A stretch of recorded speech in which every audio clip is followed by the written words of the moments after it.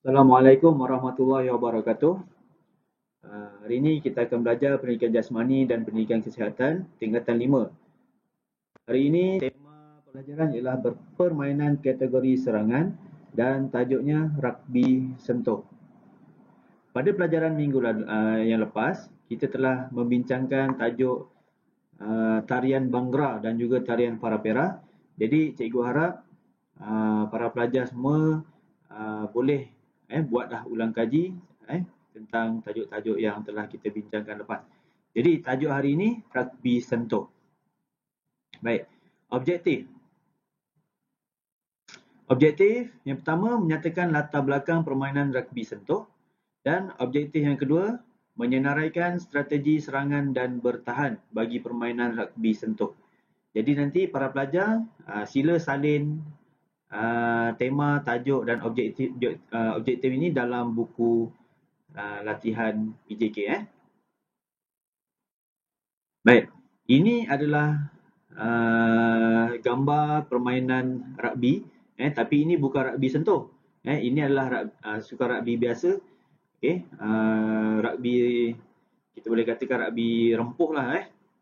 Kerana ada melibatkan fizikal, ada rempuhan, ada tackle. Seterusnya ini adalah contoh pergerakan untuk try.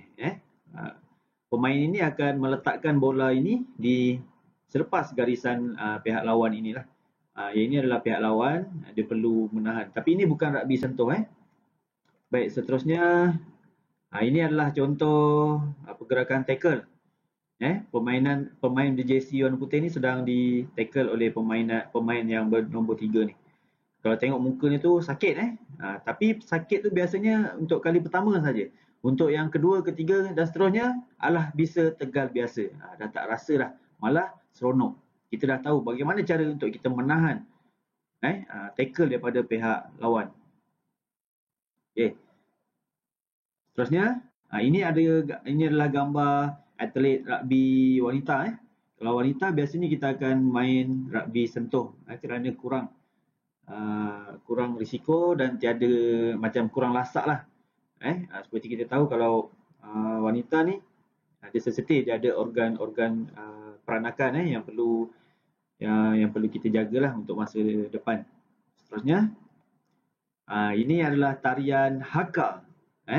Kalau tengok jersey ni macam kumpulan New Zealand All Blacks. Tarian ni dipersembahkan untuk menakut-nakutkan pihak lawan. Yang kedua, untuk menaikkan semangat ahli pasukan dan juga penonton. Kalau kita tengok wajah-wajah pemain di sini sangat-sangat marah, sangat-sangat bersemangat. Macam semangat tu dia naik sampai kepada dan bersedia untuk bertempur. Mari kita lihat. Cikgu merujuk buku teks halaman 11 dan juga halaman 12. Permainan kategori serangan ada 3, iaitu rugby sentuh, bola keranjang dan juga hoki.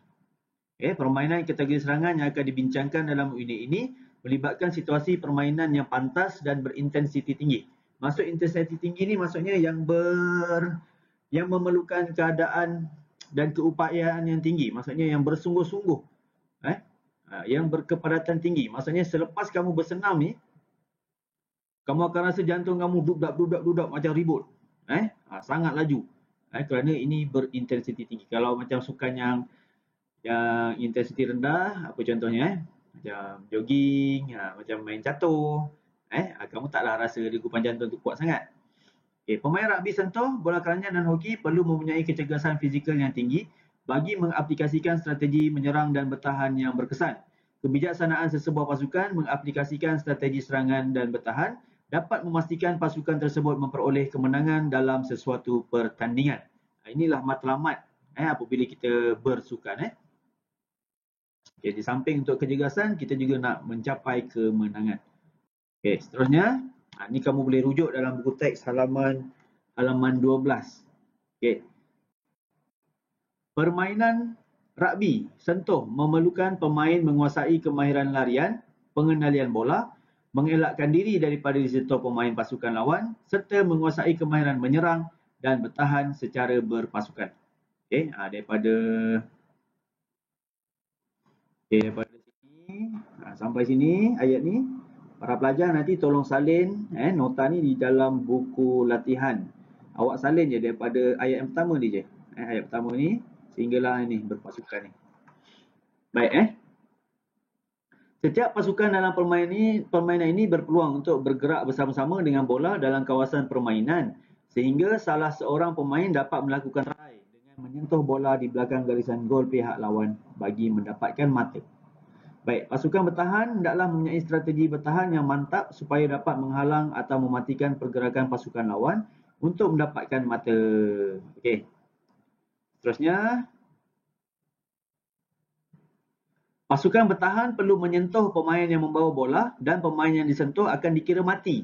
Dalam permainan ini juga, pemain akan menguasai kemahiran-kemahiran asas seperti menangkap dan menghantar. Menguasai kemahiran asas ini dapat membantu pasukan mengaplikasikan strategi menyerang seperti tendang dan tangkap, hantaran silang, miss pass dan strategi bertahan seperti satu lawan satu serta strategi bertahan dalam kumpulan. Nanti kita akan lihatlah bagaimana strategi tersebut. Okay, ini adalah sedikit ilustrasi gambar tendang dan tangkap. Nanti kita akan tengok. Okay, ini satu lawan satu. Dan ini hantaran silang. Dan ini kalau kita tengok pelajar saudari ini dia sedang membawa bola rugby tersebut. Dan di belakangnya ada pihak lawan. Cuba menahan tapi tak berjaya menahan. Kalau kita tengok kesungguhan mukanya tu memang sangat serius lah.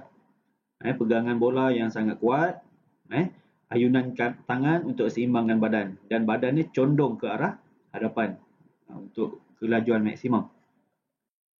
Seterusnya, nanti para pelajar tolong buat peta buih. Okay. Di tengah-tengah peta tu tuliskan strategi serangan. Tuliskan strategi serangan.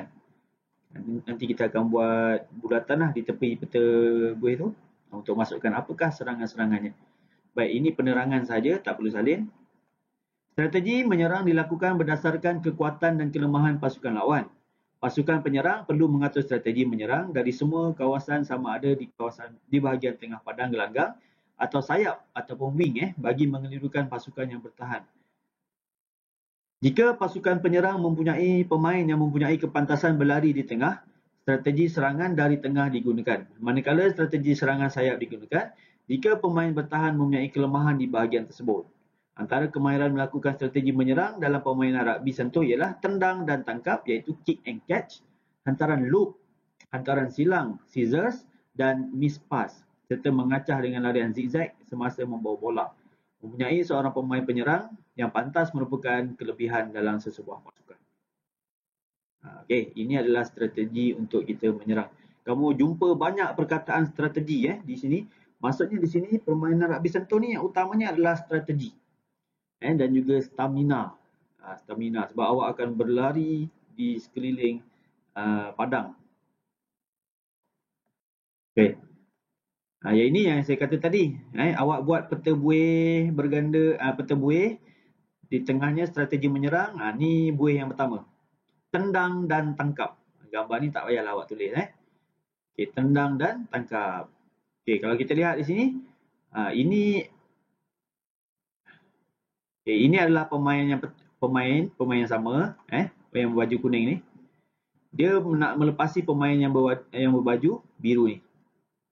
Okay, yang ini nak melepasi ni. Jadi bola ini ditendang, bola ni akan melantun melepasi pemain berbaju biru dan dengan pada masa yang sama, yang pemain nombor satu ni dia akan berlari di sebelah tepi ataupun di sebelah sini, okay, dan berada di sini. Dan dia perlu menangkap dan semua ni berlaku dengan masa sangat pantas, lebih kurang 1 saat. Okay, jadi kepantasan sangatlah penting. Seterusnya, strategi serangan yang kedua. Tuliskan. Dalam bulatan yang kedua, tuliskan hantaran silang ataupun scissor. Okay, kalau kita lihat di sini, okay, pemain ini menghantar bola, membaling bola ke kawan dia. Kemudian kawan dia membaling semula di sini. dan kawannya satu lagi membaling di sini. Jadi ini strategi untuk menyerang, untuk menyebabkan pertahanan pihak lawan kucar-kacir. Semua ini juga berlaku dalam masa yang pantas. Nampak mudah, tapi jika balingan itu tidak betul, maka bola mungkin akan terjatuh dan dikira sebagai mati. Jadi untuk mendapatkan tips balingan bola yang rata je macam ni, kita mesti menghalakan tangan ke arah sasaran, dada menghala ke sasaran. Kemudian bola itu sambil sebelum dibaling mestilah diputarkan. Kedudukannya macam ni, diputar. Campak dan putar. Campak dan putar. Okey. Seterusnya, strategi yang ketiga iaitu mengacah dengan zigzag. Kita tengok ilustrasi ni. Ini yang merah ni penyerang, yang warna biru ni adalah bertahan. Yang warna hijau ni penyerang lah, yang cikgu tanda merah ni, ni penyerang. Jadi dia mesti melakukan gerakan zigzag, dia akan ke kiri ataupun ke kanan. Nampak? Ni dia akan ke kiri dulu, kemudian dia ke kanan. Untuk mengelirukan lawan, kemudian daripada kanan dia terus berpusing. Dan terus maju ke hadapan dengan laju. Dalam hati cakaplah, saya perlu tangkas. Tak payahlah cakap, ni gurau je. Okey, maksudnya perlu pantas dan tangkas. Hati-hati dengan pergerakan kaki. Kamu pantas memang bagus, tapi kalau kamu tak tangkas, mungkin kamu boleh tergerjat kaki awak ni kat sini. Bahaya. Jadi mungkin kamu boleh cedera. Jadi di sini cikgu ingatkan, sebelum setiap perlawanan wajib melakukan pemanasan badan dan juga regangan. Jika tidak, kamu boleh cedera dalam permainan. Okey, ini selingan. Kamu boleh tengok dalam buku teks halaman 100, halaman 15. Halaman 15 ada kod QR. Tolong imbas kod ni. Ni, imbas kod yang ini. Kemudian kamu akan nampak sedikit video klip. Bagaimanakah pergerakan-pergerakan yang kita bincang tadi. Baik, seterusnya. Ini adalah strategi serangan yang keempat. Iaitu strategi menyerang dari tengah dan sayap. Yang ini kita tengok yang daripada sayap lah. Sayap maksudnya di bahagian tepi ni. Ni dipanggil sayap. Kalau yang ini kita bagi tengah. Okey. Ini sayap. Okey. Kalau daripada sayap, kita tengok yang biru ni bertahan, yang kuning ni menyerang. Yang kuning akan hantar bola kepada kawan. Hantar ke sini. Terus bergerak ke garisan di belakang gelanggang lawan ni. Dapat mata. Okey, yang kedua pula kita tengok ini yang melalui tengah. Kita tengok. Yang ini tengah gelanggang. Okey, pasukan kuning ni menyerang passing. Kemudian kita lihat dekat yang pemain warna biru ni, dua ni, ada gap ataupun ruang yang sangat besar ni antara tiga ni. Maka dengan mudah pemain yang berbaju biru ni dengan mudah dia boleh menyelit di sini dan seterusnya mendapatkan mata.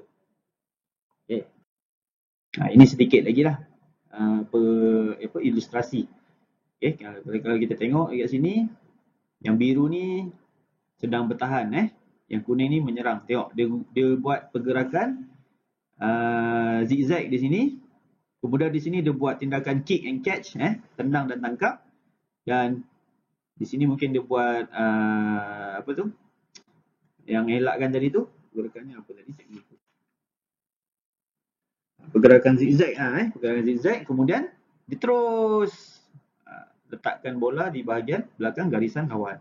Tak perlu pun kalau tak ada orang kejar, tak perlu pun awak terbang begini. Akan menyebabkan kecederaan. Boleh je awak letak saja. Okay? Tapi ni kalau dalam keadaan cemas, boleh je terbang. Tapi hati-hati. Seterusnya. Okay, awak buat peta buih yang kedua. Tuliskan di tengah-tengahnya strategi bertahan. Strategi bertahan ni ada dua. Mari kita lihat. Terdapat beberapa jenis strategi bertahan yang boleh digunakan oleh pasukan pertahanan dalam permainan rugby sentuh. Antaranya ialah kawalan bertahan dalam kumpulan dan satu lawan satu. Jadi ada dua saja. Okay, mari kita lihat. Okay, yang ini kamu buat buih yang pertama. Bertahan dalam kumpulan. Okay. Bagaimana? Kita tengok yang baju warna biru ni. Kamu tengok bagaimana dia dalam satu keadaan sebaris yang sama. Dan jarak antara mereka pun tidak begitu jauh. Maksudnya gapnya tak begitu jauh. Maka susah pasukan lawan ni nak tembus. Nak tembus ni. Jadi pasukan lawan perlu buat apa? Buatlah strategi serangan yang bersesuaian. Mungkin melalui sayap ataupun di tengah untuk memecahkan barisan pertahanan. Untuk yang bertahan satu lawan satu, ilustrasinya tiada dalam buku teks.